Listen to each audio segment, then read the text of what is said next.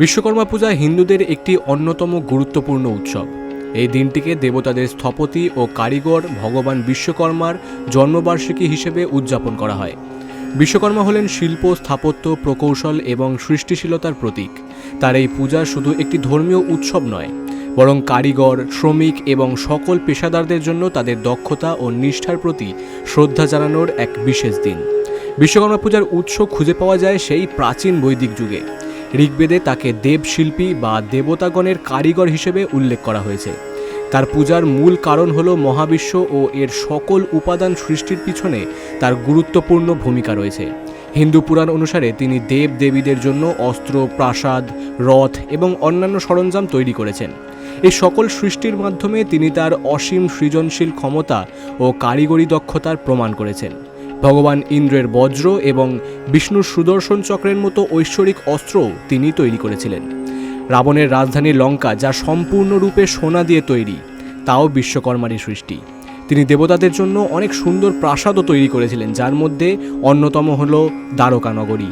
বিশ্বকর্মা পূজা শুধু ভগবান বিশ্বকর্মাকে শ্রদ্ধা জানানোর মধ্যেই সীমাবদ্ধ নয়, এর একটি গভীর সামাজিক ও অর্থনৈতিক তাৎপর্যও রয়েছে।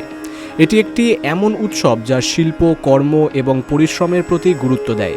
এই দিনে কারিগর, প্রকৌশলী, স্থপতি, শ্রমিক এবং সকল পেশাদাররা তাদের ব্যবহৃত যন্ত্রপাতি ও সরঞ্জাম পরিষ্কার করে পূজা করেন।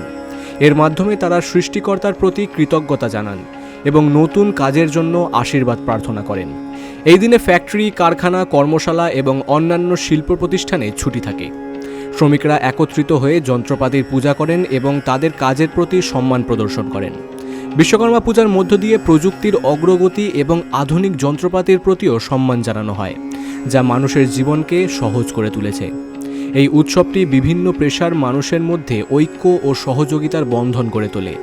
তারা একসাথে এই উৎসবে অংশ নেন এবং নিজেদের মধ্যে আনন্দ ভাগ করে নেন।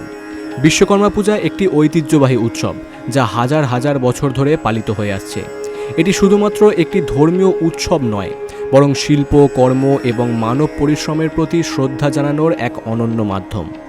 এই পূজা আমাদের শেখায় যে কর্ম হলো পূজা এবং আমরা আমাদের কাজের মধ্যে দিয়েই জীবনের উদ্দেশ্য খুঁজে পাই।